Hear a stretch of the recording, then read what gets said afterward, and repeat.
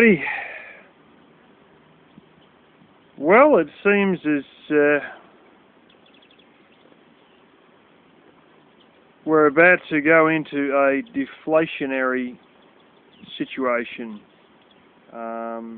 in the world economy. As I said, with Greece and all this stuff, I don't know how long they can last. You know, now they've got the migrant crisis on their hands.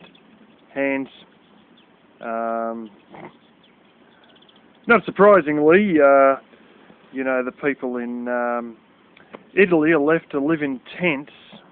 That's the white Italians born and bred there, while the refugees end up in houses and, you know, all brand new bedding and everything like that, obviously.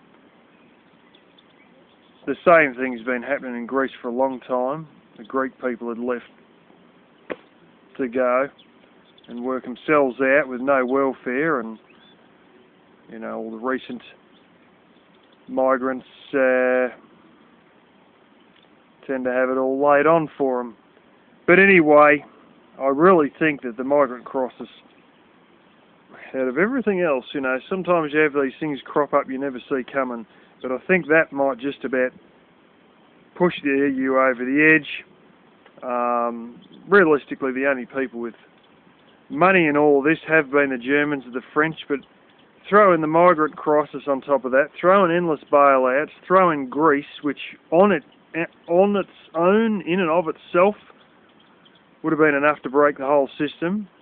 But, you know, the war with ISIS, migrant crisis to pay for, while you've got chronic unemployment, trying to hold up subsidised farming and bugger knows how many other subsidised, it could be the end of the EU. But anyway, right now it looks like we're going into a deflationary period. Now, what a deflationary period is, it's where everything gets cheaper. Yeah. That's one of their big fears, because it can, theoretically, turn into a vicious cycle. I know Hong Kong faced a hell of a thumping with it at one point there, between the Asian economic crisis of the late 90s and all these other currencies devalued. And they didn't devalue because they were sort of pegged to the US dollar. Then they had all these cheap Chinese, mainland Chinese imports coming in. Consumer confidence was flat on the ground, and things just went from crap to crapper. And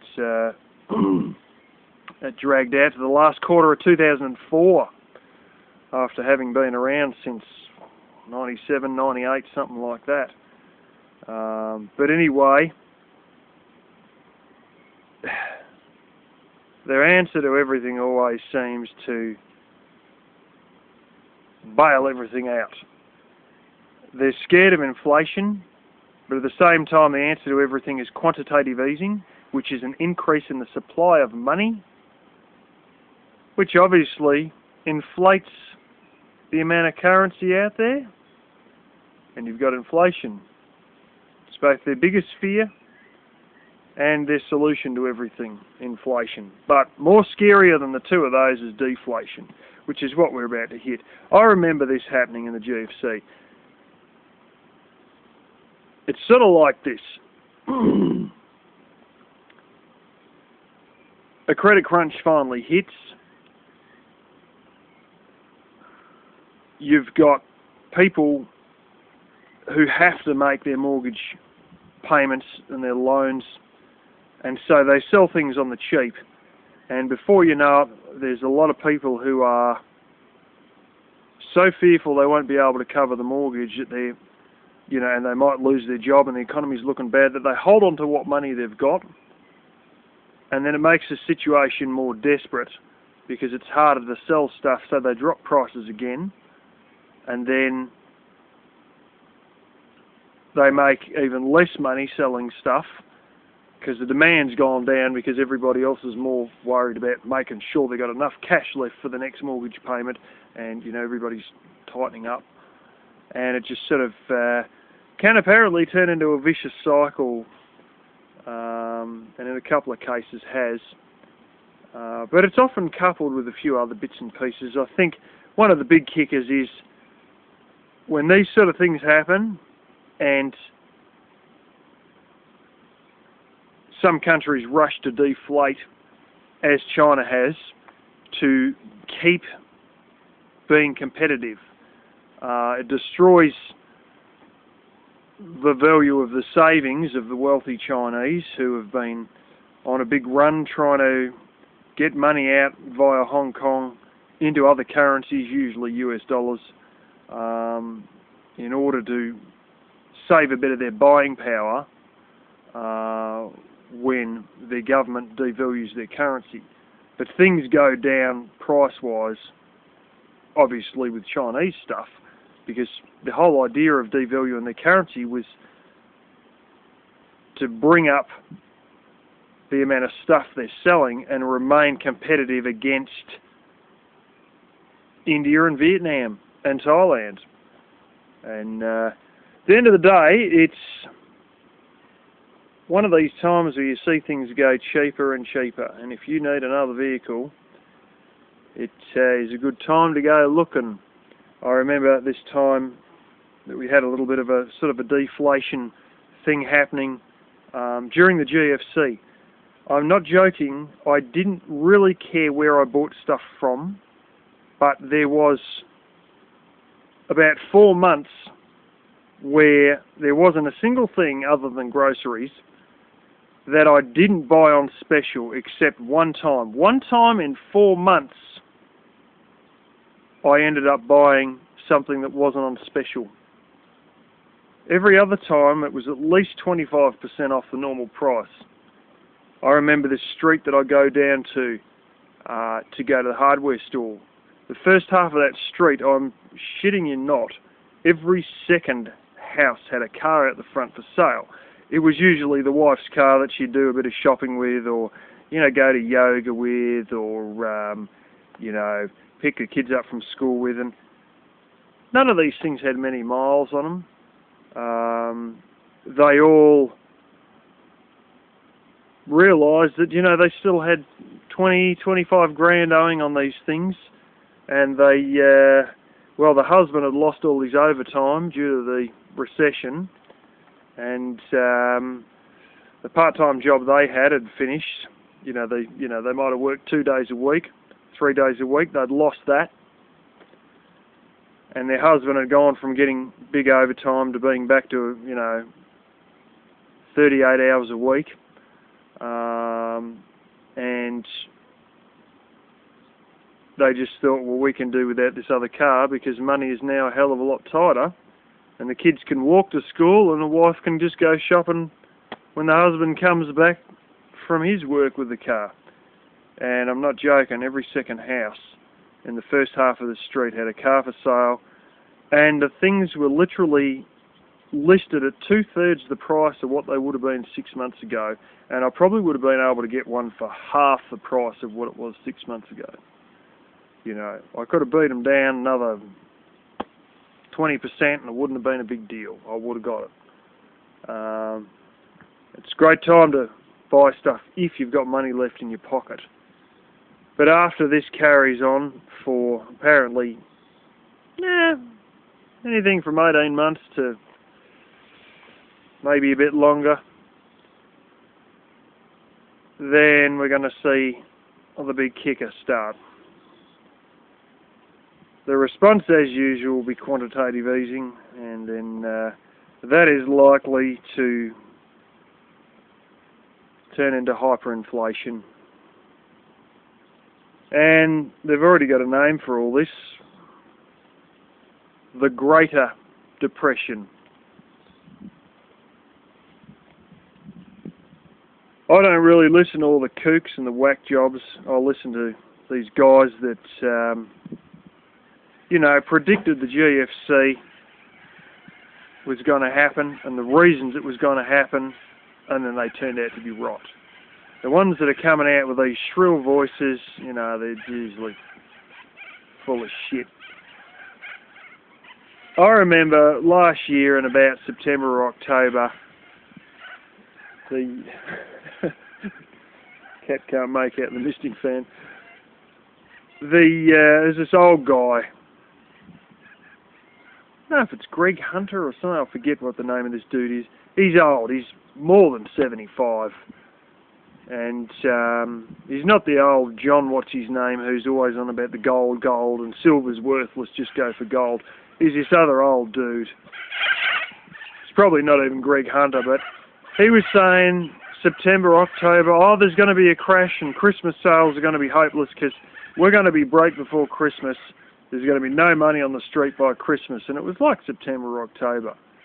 The old dude's still banging away, you know, oh, it's always friggin' 2 months away, blah, blah, blah, you know.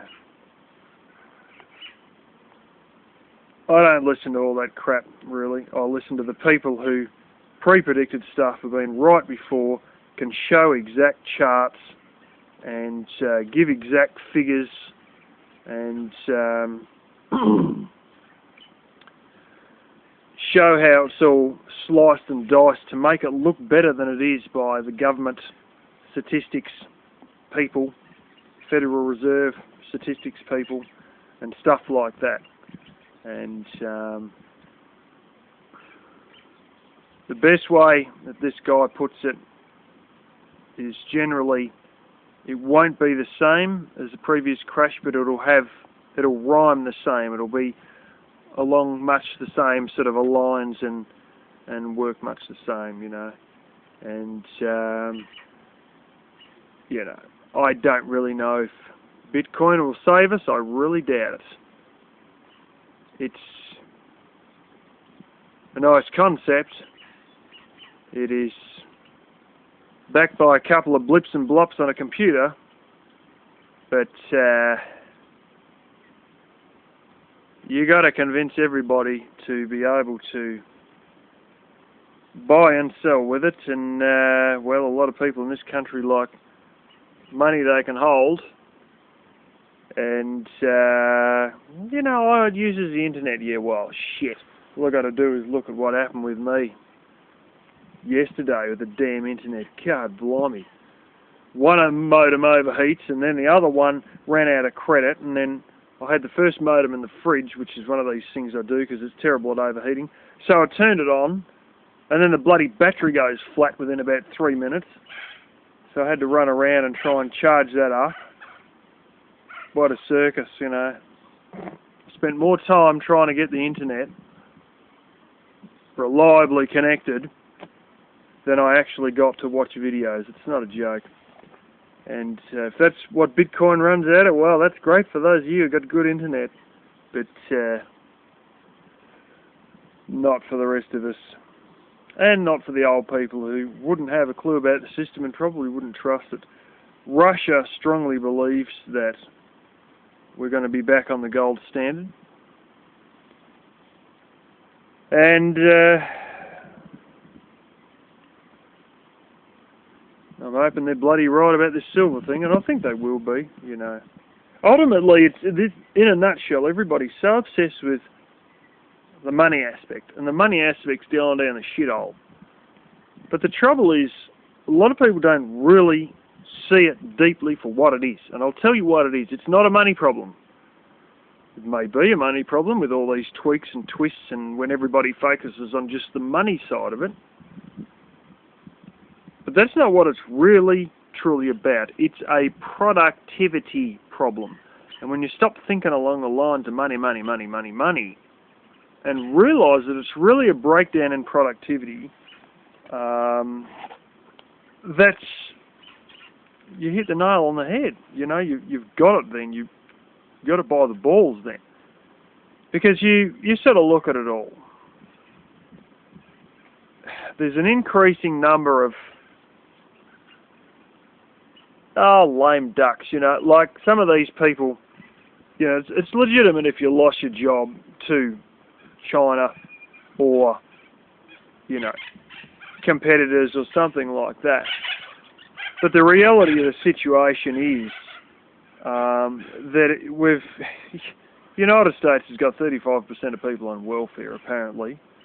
You know, then you've got subsidised farming in the States. You want to take Europe, for instance. You know, Greece, and this is old figures,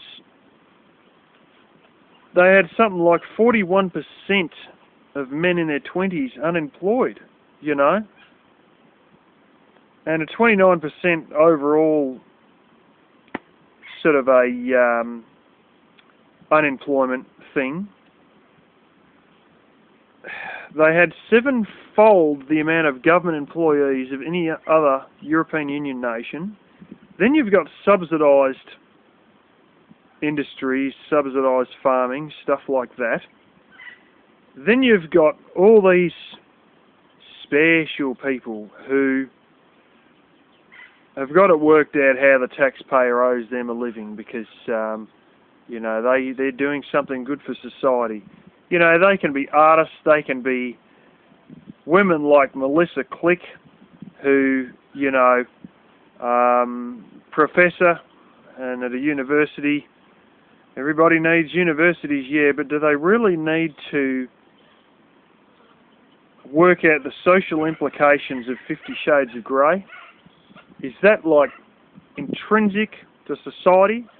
Is that productive to society? Are they producing something tangible that they can use by working out society's relationship with 50 Shades of Grey? It's a fucked up plot line involving abuse of a woman by a rich dude and blah blah blah, and it's pretty screwed up. I haven't watched it, don't worry, I'm not that weird. And then she's also looking into the relationship between Lady Gaga, her fans, and social media. Like, is this what they're spending government money on? Maybe they're not. Maybe it's privately funded university. Or maybe it's all funded out of these massive student loans. But then we go one better. $6.9 million is being spent injecting rabbits with LSD right now. It was on Russia Today a few days ago. Like, they have run studies that cost $1.5 million or something like this, or it might have even been a few million, to work out the average length of duck penises. This is real shit that they've spent US government money on. And, you know, it's just crazy. Like, I have a relative of mine. During the days when the Labor Party was in, she maintained a job. This job was, to cut the shit and put it for what it really was, aerobics for retards. Aerobics for mentally handicapped people. That was her job. Now, of course, this was funded out of debt. Everybody said, oh, it's money, well, you know, spent by the taxpayer. It's not money spent by the taxpayer. It was funded out of debt that's got to be paid off later by the taxpayer. $125 million a week is being borrowed to pay, in part, for one of my relatives to show aerobics and do aerobics with mental people. Is that really productive, really necessary? This is the trouble. You get so many government employees, subsidised industries, special people, and also just people who are just plain fucking lazy. And, you know, the more of these special people, these subsidised industries, these government jobs, and all this other weird university, government-funded university bullshit that nobody needs, it isn't really truly productive, you know, the further the nation goes down the drain. And let's put it like this. If you get all these people and add it all up, they're not all special, and they shouldn't all be treated as special if they're actually a majority of people who are in part getting some sort of government money for their job, whether it's subsidised or direct government employees or outright welfare cases, you know, people living on welfare, that at the end of the day, you're not special if you're actually in a majority. And if you're in a majority, guess what? Things are spiralling downhill really fast because the productivity is dying. But, we're going to fix it with money. No, it's not really about money. It's about productivity. And until they all come to really realise that, you can keep injecting more money into the system, blah, blah, blah, you know, more numbers on a computer screen, prance and dance around, and, you know, the shit's got to hit the fan. And when it finally does, you know, we enter in the deflationary period, when we hit the hyperinflation, it'll all just blow to bits. And it'll be like the end of the Soviet Union, right in your backyard. But anyway, that's why I'm living off grid, and that's why I'm hoarding up silver. And hopefully, when it all turns to hell in a handbag, I might not get a new house. I might just snap up productive assets for 10 cents on the dollar, and then continue on from there.